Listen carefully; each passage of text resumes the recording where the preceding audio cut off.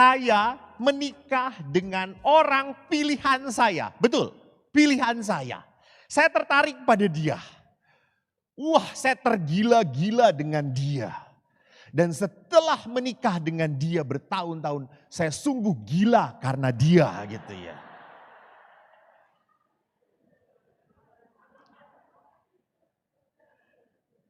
Bahkan teman-teman saya pun selalu berkata, kamu gila ya, kok bisa tahan dengan dia gitu ya. Lalu dia bilang, memang gue gila gitu ya.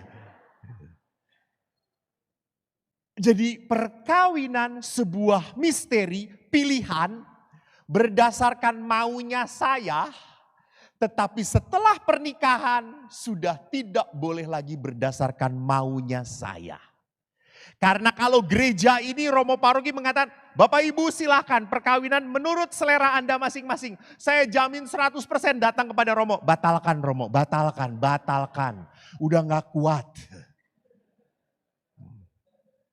Bahkan kalau mungkin tidak dibatalkan, nggak bisa dibatalkan Bu. Ya sudah, panggil saja dia cepat-cepat. Panggil dia cepat-cepat. Gitu ya. Bapak Ibu, mari kita lihat. Di dalam perjanjian lama bagaimana Tuhan, bagaimana Tuhan berbicara. Jadi di dalam kisah penciptaan perjanjian lama ada dua versi. Versi Yahwista dan versi Eloista. Yang bab 1 itu versi pertama. Yang saya angkat bab 2, versi kedua tentang kisah penciptaan. Tertulis begini, Tuhan Allah berfirman, tidak baik kalau manusia itu seorang diri saja. Aku akan menjadikan penolong baginya yang sepadan dengan dia. Saya tuh baru membaca kalimat ini saja sudah kagum dengan Tuhan. Tuhan itu langsung ngomongnya apa? Tidak baik manusia seorang diri saja. Walaupun yang di depan ini seorang diri. Terima kasih Anda mentertawakan kami gitu ya. Tetapi seorang dirinya kan bukan karena saya tidak ada yang mau, bukan. Saya seorang diri karena maunya saya. Gitu ya. Ini pilihan hidup saya. Sama seperti Anda memilih hidup menikah, saya pun memilih hidup untuk menjadi seorang rohaniwan. Jadi kalau Allah berkata tidak baik seorang diri, ingat zaman dulu kan belum ada panggilan menjadi imam toh. Dan Allah berkata kalau tidak baik berarti apa? Allah tuh mikirin kita. Allah tuh tidak hanya menciptakan Bapak Ibu, ya Bapak Ibu ingat ya. Tuhan itu tidak hanya menciptakan Anda, Tuhan itu memelihara Anda. Ingat, memelihara Anda. Hari ini saya sukses mendoakan orang. Walaupun secara virtual, video call. Seorang oma sudah usia 105 tahun. Sakit, Buddha, tidak bisa apa-apa. Anaknya Katolik. Telepon saya, Romo, Mama di ICU, tolong doakan saya.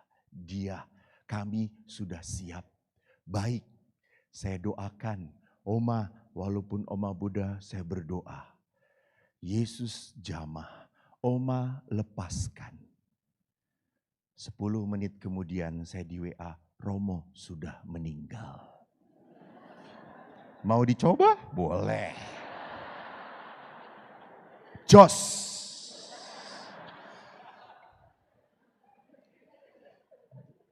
Bapak Ibu ingat, kematian jangan dilihat sebagai sesuatu yang menakutkan. Kematian bisa terjadi menjadi sebuah apa? Anugerah. Memang kelihatannya menakutkan, kelihatannya menyedihkan, betul. Tetapi saya suka sedih kalau sudah melihat umur sekian tidak bisa apa-apa lagi. Berkepanjangan menderitanya, saya selalu berdoa, Tuhan tolong. Engkau Allah yang memelihara. Jikalau engkau berkenan, panggil. Saya tidak mau orang ini menderita sakit. Jadi Bapak Ibu, Allah itu tidak hanya menciptakan, Tuhan memelihara. Tidak baik. Manusia seorang diri. Aku akan menjadikan seorang penolong. Halo, penolong. Walaupun lama-lama menjadi perepot. Ya toh, lihat bapak-bapak tuh sedikit-sedikit ngeluh pada istrinya. Kehujanan sedikit sakit. Masuk angin. Pegel. Mengeluh. Istri itu tidak pernah mengeluh. Tahu-tahu mati aja.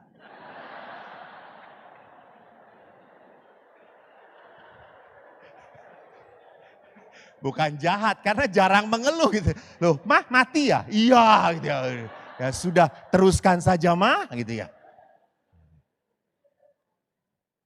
Jadi Allah itu mau menciptakan manusia untuk menjadi apa? Penolong, penolong, penolong. Ini saya suka sedih kalau sedikit-sedikit suka, ambilin, beresin, tutup pintu, selimutin. Jadi kalau penolong itu berarti apa? Harusnya membawa keringanan hidup. Bukan menjadi beban hidup. Gitu ya. Karena tak jarang ibu-ibu kalau suaminya datang langsung atine kemerungsung gitu ya. Lebih nyaman suami pergi. Betul ibu-ibu? Suami pun demikian. Betul. Pak, jujur Pak, saya tanya. Lebih baik di rumah yang tinggal istri Bapak atau pembantu Bapak?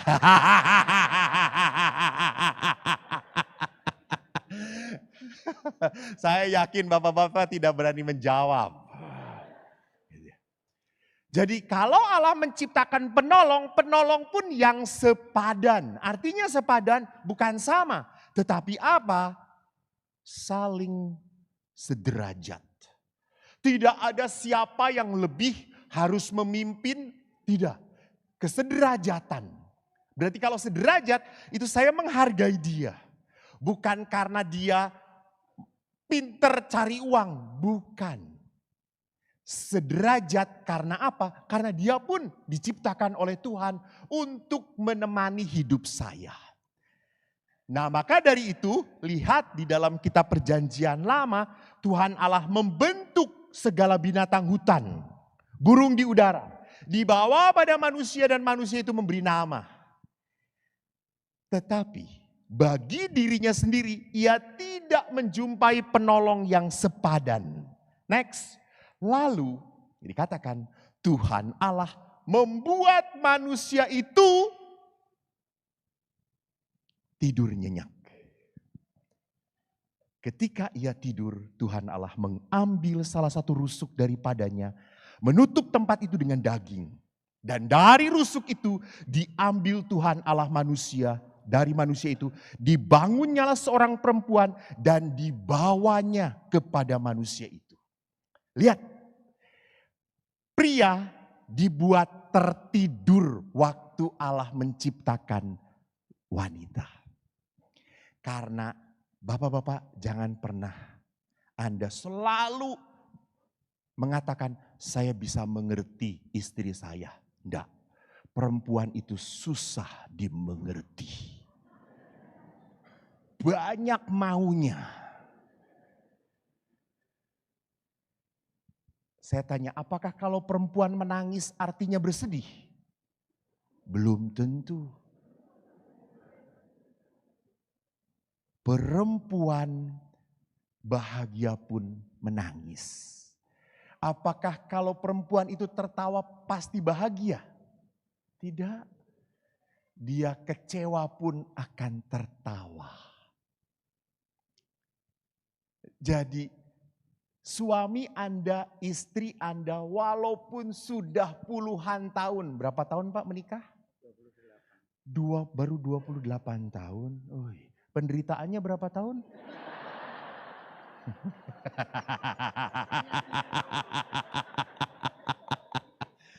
...30 tahun ya Bu ya. Jadi walaupun menikah sudah sekian lama, tetap Anda tidak bisa mengerti pasangan Anda. Diajak ngomong sepertinya ya, tahu-tahu enggak. Sepertinya ngerti, tahu-tahu bengong. Saya kan udah ngomong, lalu dijawab kapan? Nah itu lihat. Apalagi saya selalu melihat gejala para suami makin tua makin tuli. Dan lucunya itu tuli kalau mendengar istrinya ngomong. Tapi kalau istri orang lain yang ngomong nggak tuli.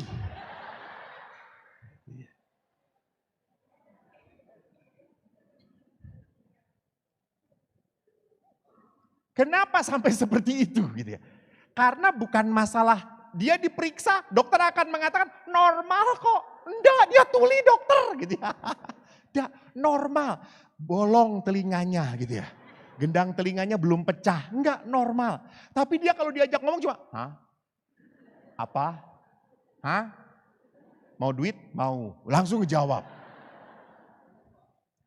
Jadi yang tuli bisa terjadi secara fisik, enggak tuli, tetapi secara batin. Secara batin. Ya males. Ya sudah males ngedengerin. Karena selalu istri itu komplain. Selalu istri itu menyalah-nyalahkan. Para suami tidak pernah benar di hadapan istrinya. Tetapi setelah menjadi tua, suami yang paling banyak komplain. Suami mulai mengeluh, semua dikeluhkan. Karena apa? Suami menjadi komplain karena dikumpulkan seluruh keluhan seumur hidup dia. Jadi hati-hati, menyedihkan kalau nanti kita lihat misteri ini di dalam hidup bersama, makin lama orang bukan makin saling menyayangi, tetapi makin saling menyakiti. Ini yang harus kita bereskan. Lalu lihat Tuhan membawa manusia itu. Jadi manusia tidak mengambil, Allah yang memberikan anugerah. Anugerah. Bapak bersyukurlah walaupun Bapak seperti ini jeleknya, masih ada wanita yang memilih Anda.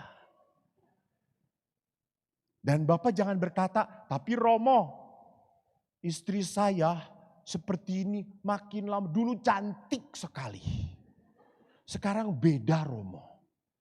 Bapak harus sadar mengapa istri makin lama makin jelek, karena menikah dengan Bapak. Coba kalau nikahnya dengan Ariel Peter Pan. Istri Anda seperti Luna Maya. Maka saya selalu memberi nasihat kepada OMK. Anak OMK, Putra Altar Putri Sakristi. Kalau pacar cari yang jelek, jangan cari yang cantik. Karena kalau cari yang cantik lama-lama jelek. Kalau ya cari yang jelek tetap jelek dia. Jadi kamu tidak akan pernah kecewa. Konsisten jeleknya gitu ya.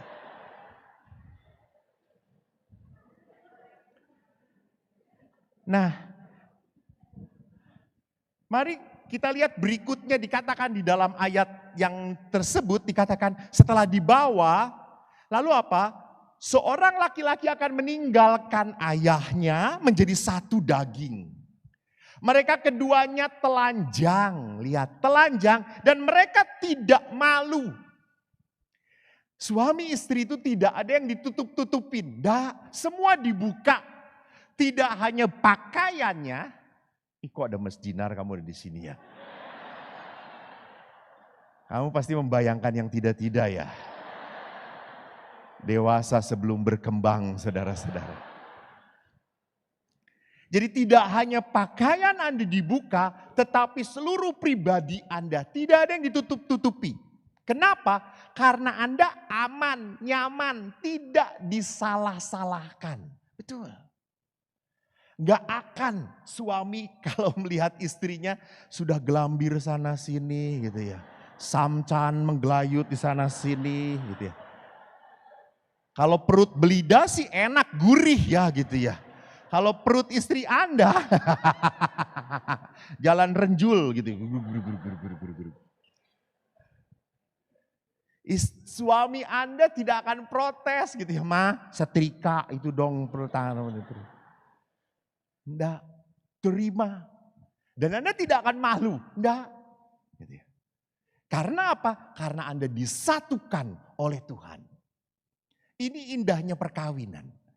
Bahwa Anda menikah dengan orang yang tidak ada hubungan apapun dengan Anda. Bukan saudara Anda, bukan saudara kandung, bukan saudara siapapun. Orang lain. Orang lain. Tetapi setelah menikah Anda begitu percaya pada orang ini. Kenapa? Karena Allah yang menyatukan. Anda merasa aman, nyaman dengan dia.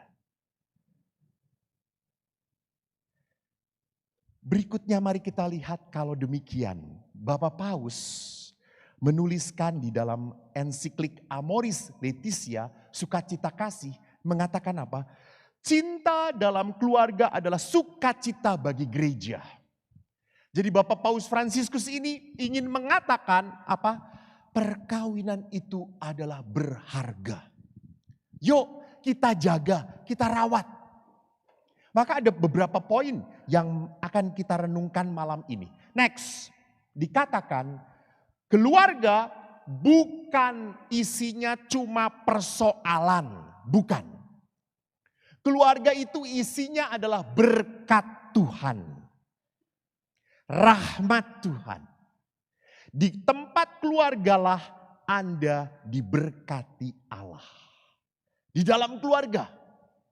Dan untuk keluargalah Allah memberkati Anda. Jadi kalau Anda dapat rezeki, Anda dapat berkat, itu di dalam keluarga untuk memelihara keluarga Anda, bukan untuk diri sendiri. Nah, Bapak Ibu mohon maaf.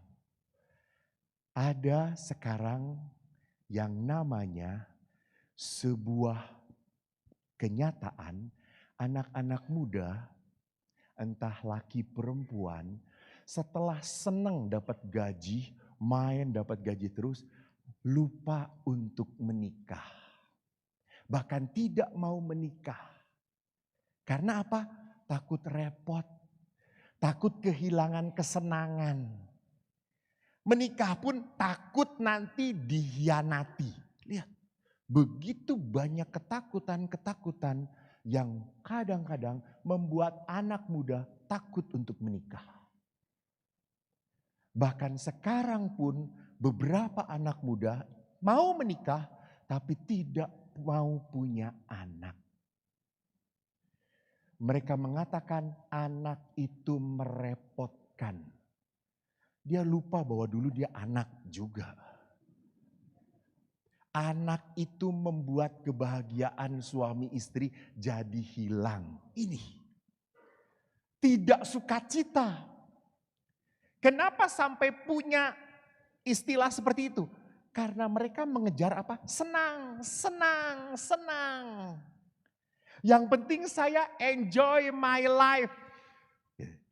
Jadi hidup saya itu pertama dan utama untuk apa? Mencari kesenangan. Itu. Selalu kalau berhadapan dengan orang itu nanti akan ada sampai pada titik jenuh. Sampai pada titik dia kekosongan. Merasa hampa. Untuk apa saya hidup? Karena yang dikejar kesenangan tidak akan pernah berhenti. Terus cari terus dan akhirnya kita tidak pernah puas. Batin kita. Next, mari kita lihat Bapak Paus tidak hanya mengatakan bahwa keluarga itu adalah tempat berkat. Bahkan di dalam artikel ke-8 Bapak Paus mengatakan kitab suci penuh dengan kisah keluarga.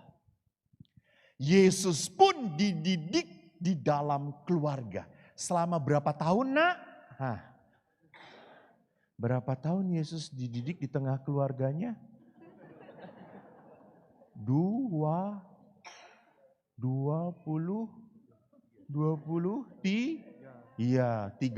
tahun. 30 tahun Yesus dididik. Yesus berkarya berapa tahun? 3 tahun. Yesus meninggal umur 33.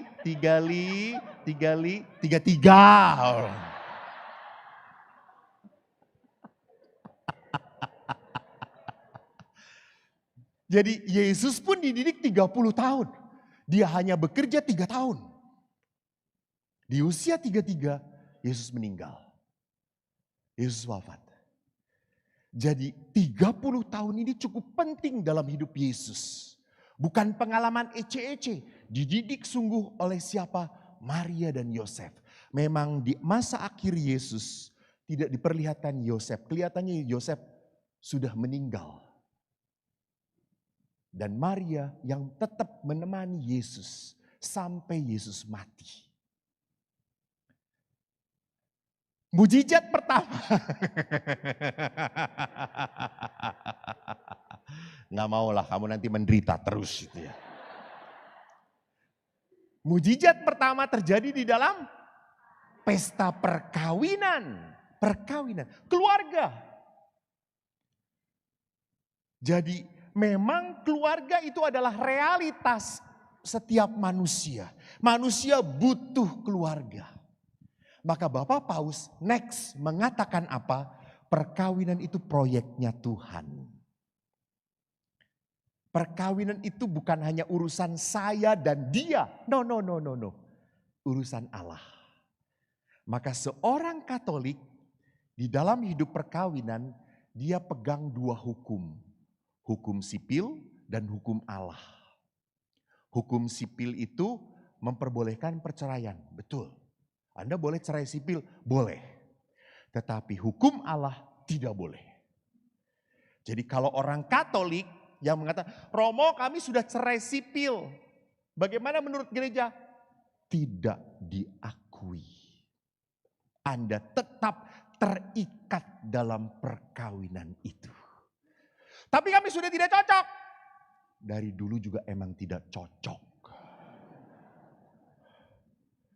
Siapa pikir cocok? Enggak. Anda mau.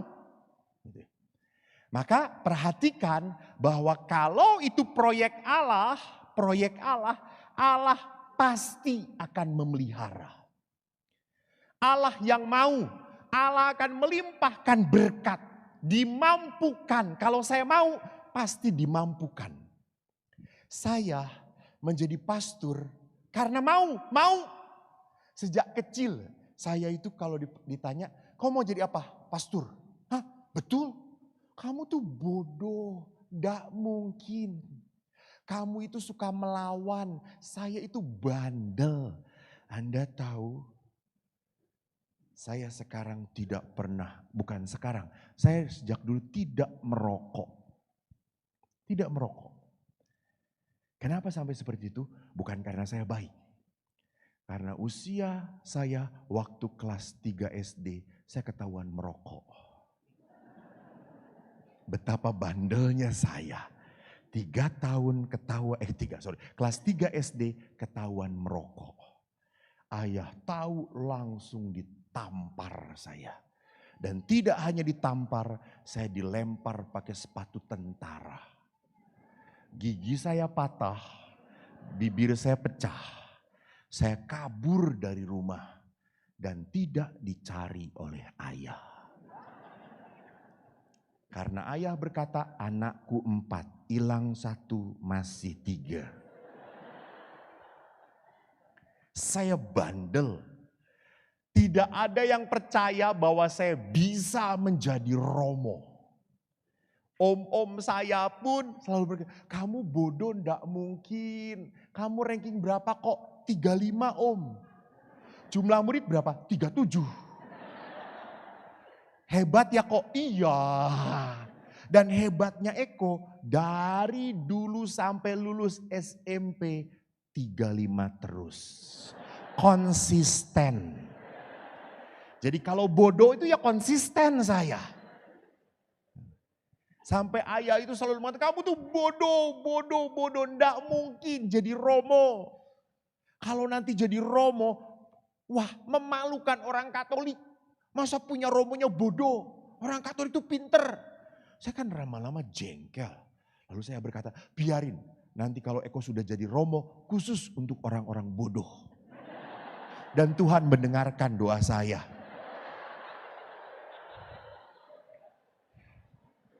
Yang bodoh bukan Anda, bukan. Yang bodoh tuh panitia. Karena ngejar saya. Jadi perhatikan, menurut perhitungan guru-guru saya, ndak mungkin. Apalagi saya dulu punya guru SMP, aduh, udah itu merendahkan saya sekali. Sampai saya jengkel, kalau udah mau pelajaran matematika, udah ketakutan saya. Karena kalau udah masuk ke kelas, saya tuh tunduk. Dan guru itu berkata, Eko maju. Besoknya lagi saya ngeliatin gurunya. Guru itu bilang, Eko maju. Lalu saya ngomong, Eko lagi pak. Kata saya tuh, ya gak apa-apa karena Eko bodoh. Saya dibegitukan. Sampai akhirnya saya tuh kalau udah di depan, maju kok. Disuruh gak bisa. Dan kamu tuh bodoh, makanya belajar. Kata bapak guru, saya belajar tiap hari. Kata saya tuh. Cuma kalau memang bodoh gak bisa dirubah pak. Kata saya tuh. Saya jengkel, tapi tidak bisa apa-apa. Saat itu aku teraniaya. Aku hanya diam dan berkata, terima kasih Tuhan, aku bodoh.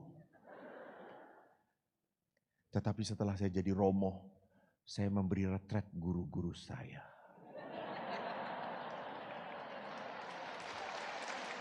Dan guru matematika itu ada di situ. Saya berkata ini saat pembalasan. Namun saya ingat saya Romo harus penuh cinta kasih. Walaupun bodoh, I am full of love. Saya beri retret dan para guru bahagia. Mereka jelas mengerti. Lalu sampai guru-guru, Romo hebat kalau menjelaskan, sangat kita bisa mengerti. Bapak Ibu Guru, maaf, saya bisa seperti ini karena dulu murid Bapak Ibu Guru. Mereka gitu, murid kami? Iya, kapan? SD. Yang mana? Lalu saya cerita, tiba-tiba guru matematika, oh yang bodoh itu ya?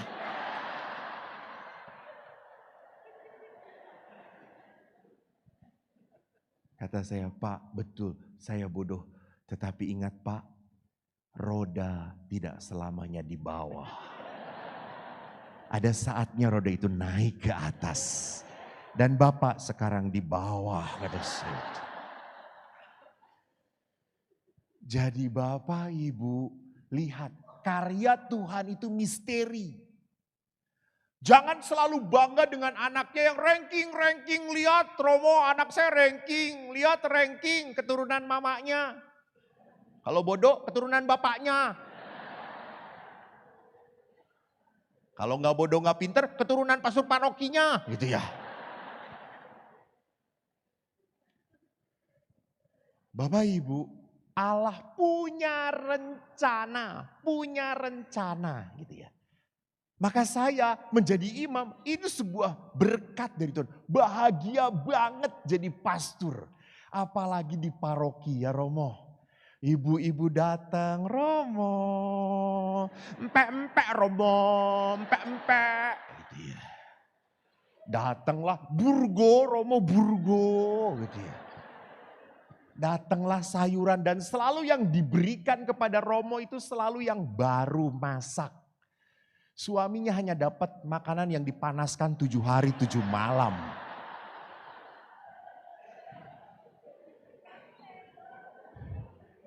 Dari empek-empek tinggal acinya doang gitu meletek gitu ya. Jadi perhatikan ada sebuah rancangan Tuhan. Jadi kalau perkawinan pun Anda sadar, Anda nikmatin, Anda akan mendapat berkat. Seringnya Anda jarang sekali menikmati rahmat perkawinan. Sebelum Anda menikmati, Anda suruh keburu marah dulu, jengkel dulu, kecewa dulu. Saya selalu mengatakan, Bu, Pak, tolong peluk, pegang pasangan Anda. Sebelum nanti dingin. Oh betul, jangan ketawa Pak. Jangan lupa loh Pak. Entah dia dulu, entah Bapak dulu, silahkan. Bapak pernah ngobrol dengan istri belum? Siapa duluan yang dipanggil Tuhan? Siap enggak? Siap enggak? Karena para istri selalu berkata, oh, jangan saya sedih. Kalau saya meninggal gitu. Lalu suami akan berkata, ya sudah enggak apa-apa. Kalau kamu meninggal duluan saya sudah siap kok. Saya siapkan pengganti kamu. Gitu. Jadi saudara-saudari yang terkasih, kalau kita lihat perkawinan ini rencana Tuhan, next. Keluarga pun bagi Bapak Paus mengatakan adalah jalan kekudusan. Jadi keluarga itu jalan kekudusan, bukan berarti kekudusan itu diraih dengan aktif pelayanan. No, bukan itu. Anda bertahan mencintai pasangan yang sulit dicintai, itu kekudusan. Ingat, orang menjadi kudus, martir. Anda ingat, martir Santo Santa. Mereka berkorban atau tidak? Tidak ada orang kudus menjadi kudus karena diem saja. Enggak. Mereka berkorban. Mereka berkorban. Nah sama, kalau Anda hidup dengan pasangan yang menyebalkan, itu berarti apa? Anda sedang dikuduskan oleh Tuhan. Jadi kalau Anda punya pasangan yang menyebalkan, bersyukurlah kepada Tuhan. Bersyukurlah, bersyukurlah. Jadi kalau malam Anda tidak bisa tidur sedangkan suami Anda tidur, wah. Anda bersyukur Tuhan. Terima kasih anugerah-Mu besar Tuhan. Indah sekali, lucu sekali lihat kayak bayi, Pak. Saya racun sedikit-sedikit mati kamu.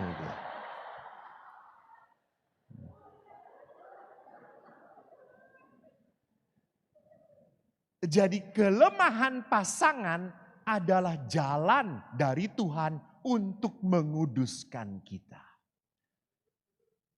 Pengorbanan, yes. Jadi kalau dalam perkawinan Anda pernah mengalami kecewa, jengkel, merasa tidak puas, Anda sedang dikuduskan oleh Tuhan. Aminnya tuh yang penuh iman, bukan penuh emosi. Amin.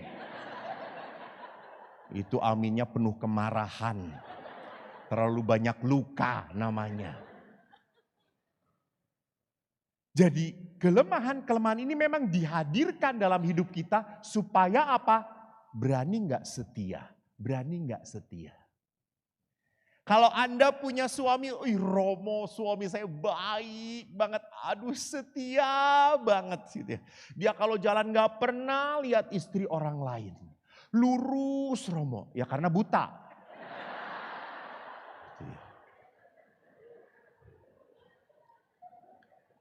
Hatinya selalu terpikat pada saya Romo. Dia selalu memperhatikan saya gitu. Bapak Ibu, kalau Anda setia dengan suami yang baik-baik saja, biasa aja kali. Tapi kalau Anda tetap setia dengan pasangan yang begitu menyebalkan,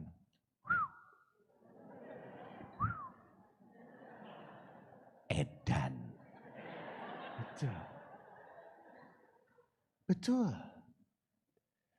Bagaimana tetap bisa tersenyum menyapa suami yang datang terlambat. Jengkel. Sudah disiapkan makanan, dengan tenangnya suami berkata, sudah makan. Bisa nggak Anda berkata, oh ya sudah papa, enggak apa-apa. Nggak apa-apa, saya habisin aja. Bisa nggak? Bisa nggak? Sulit. Bapak-bapak, bisakah Anda tetap sabar terhadap istri Anda yang Anda, oh begitu mah, iya, aduh, terus apa lagi? Berani nggak? Biasanya kita akan berkata apa? Mah, sudah dengar, besok lagi. Dan istri dikatakan seperti, apakah akan berhenti? Nggak mungkin. Dia akan makin kenceng, saudara-saudara. Kekudusan hanya bisa kita dapatkan lewat sebuah apa? Pengorbanan. Jadi di saat Anda menikah, Anda harus siap apa? Berkorban. Sama, di saat kita menjadi seorang imam atau suster pun dituntut sebuah pengorbanan. Tidak otomatis bahwa kekudusan itu rahmat yang muncul begitu saja. Enggak, rahmat itu dilimpahkan dan harus ada buah-buah pengorbanan. Ketiga, next, perkawinan itu sakramen. Artinya apa? Pasangan itu adalah tempatnya Tuhan menyalurkan berkat. Bu, Ibu Katolik sudah lama? Sudah. Kalau baptis menyalurkan berkatnya lewat apa? Air suci, betul. Kalau komuni? Tubuh Kristus. Perkawinan?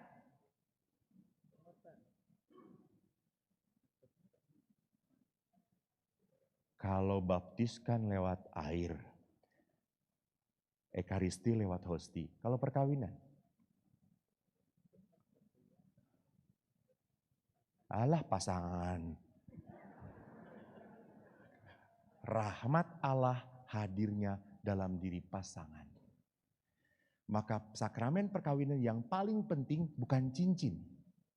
Bukan sungkem. Yang paling penting adalah janji perkawinan. Saya, Eko, memilih engkau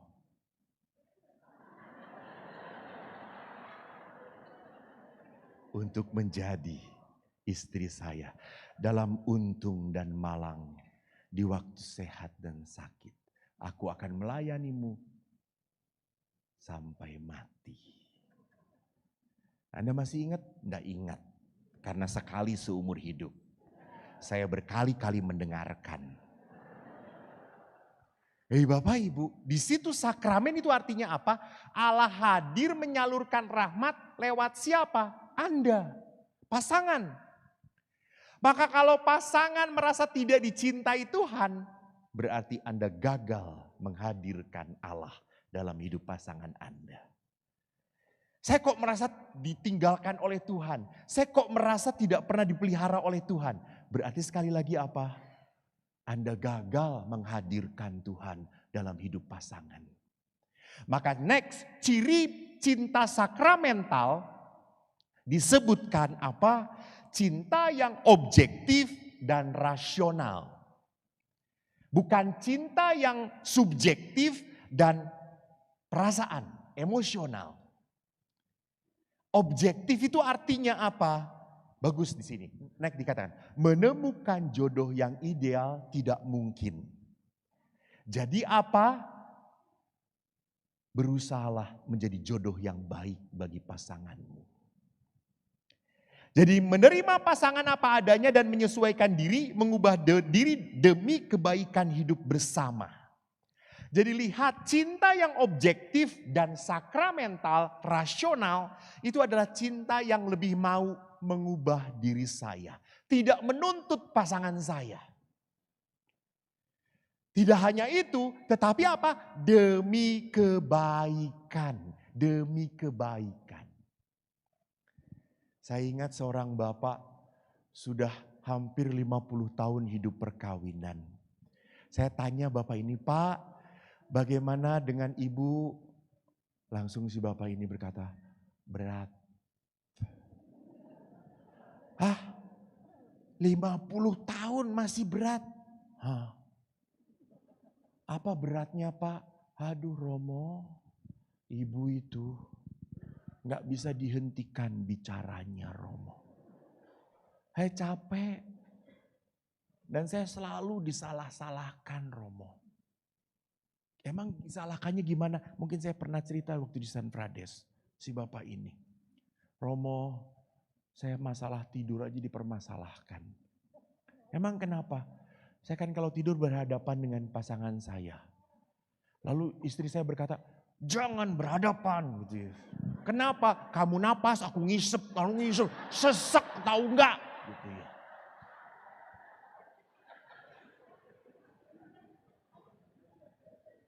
Lalu ya sudah, karena saya salah berhadapan, saya membelakangin dia.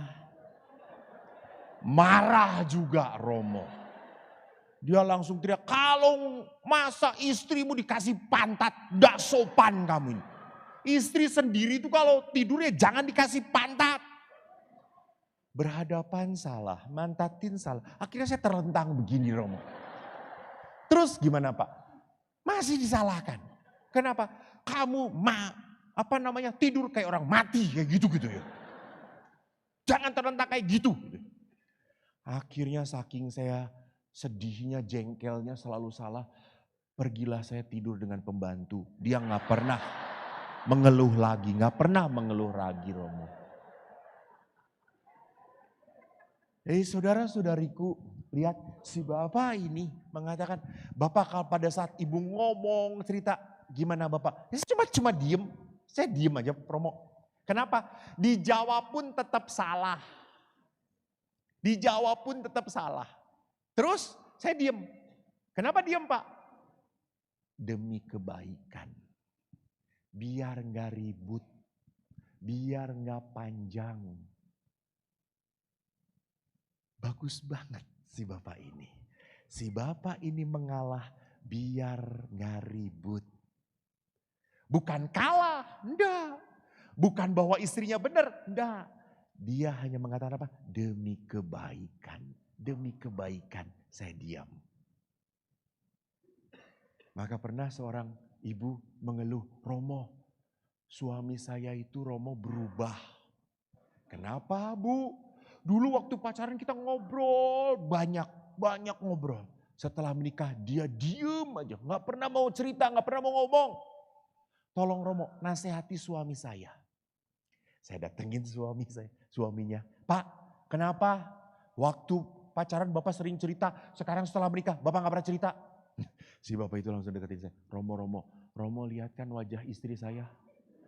Kenapa Pak? Semuanya mulut. Matanya kayak mulut. Hidungnya kayak mulut.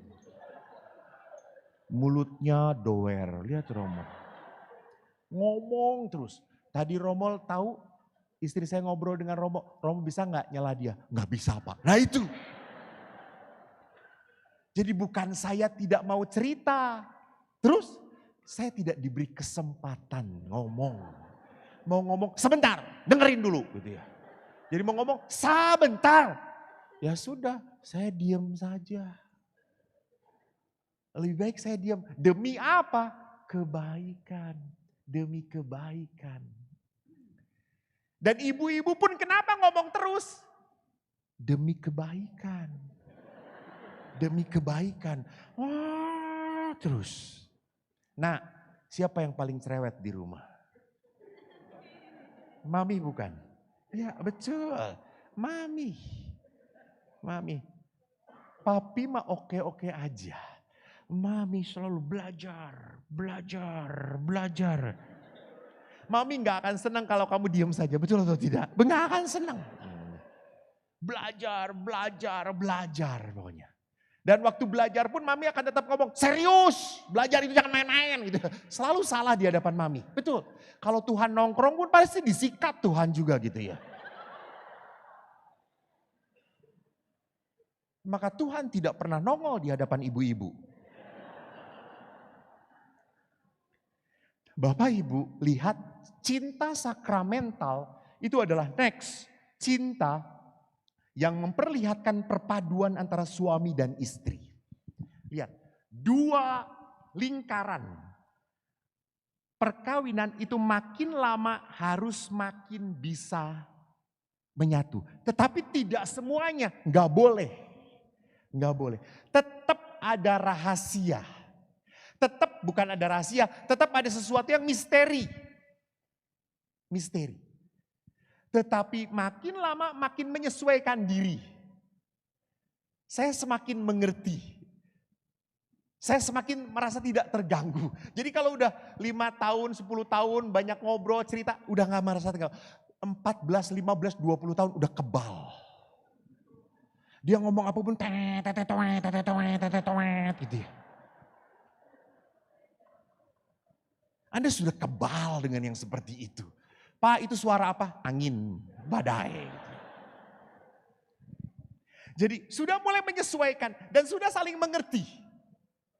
Lihat, Anda sudah kalau minta suami Anda minta dibuatkan kopi, Anda sudah tahu takarannya, betul atau tidak?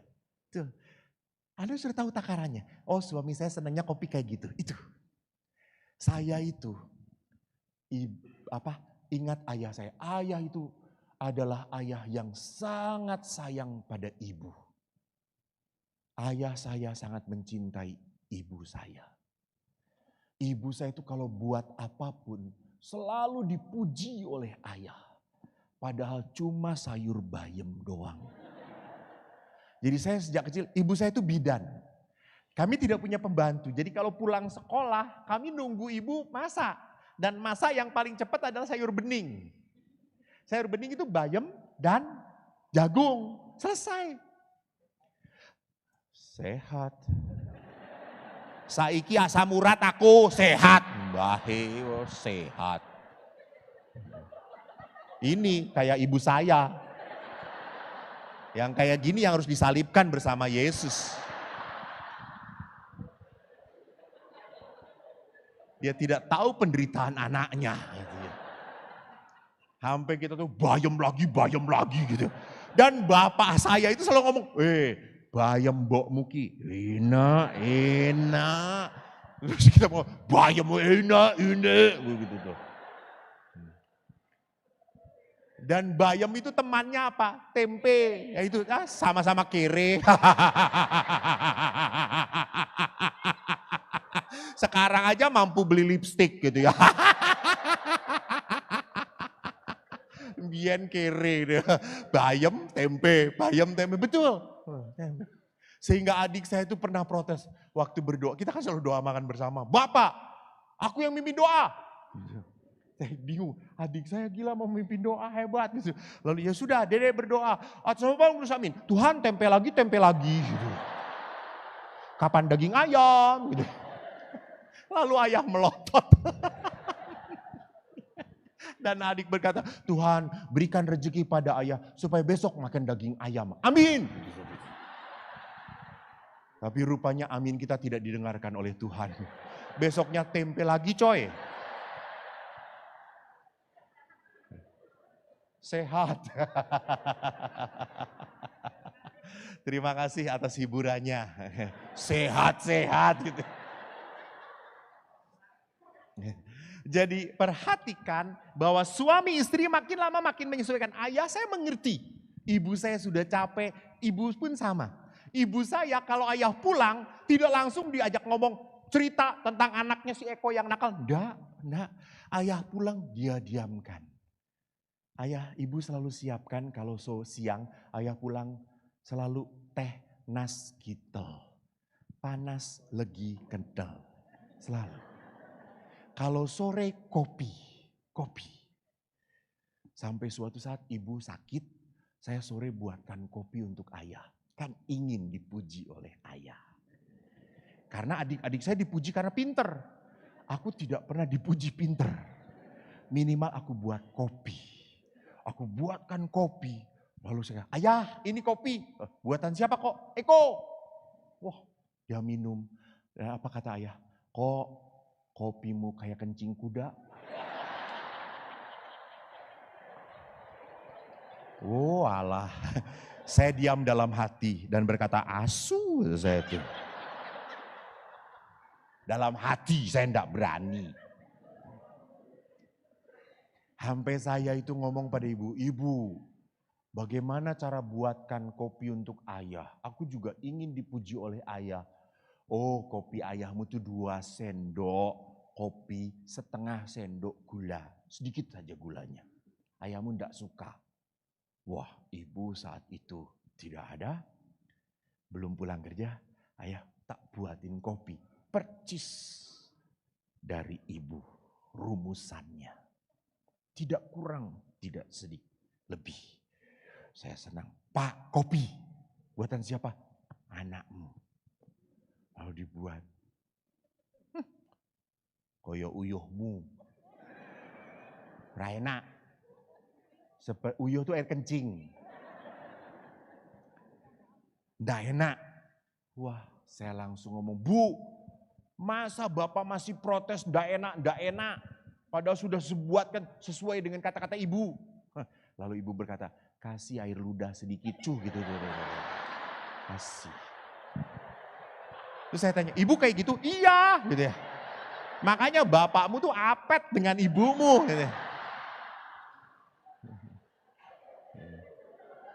Jadi ibu-ibu kalau suami sudah macam-macam, gitu.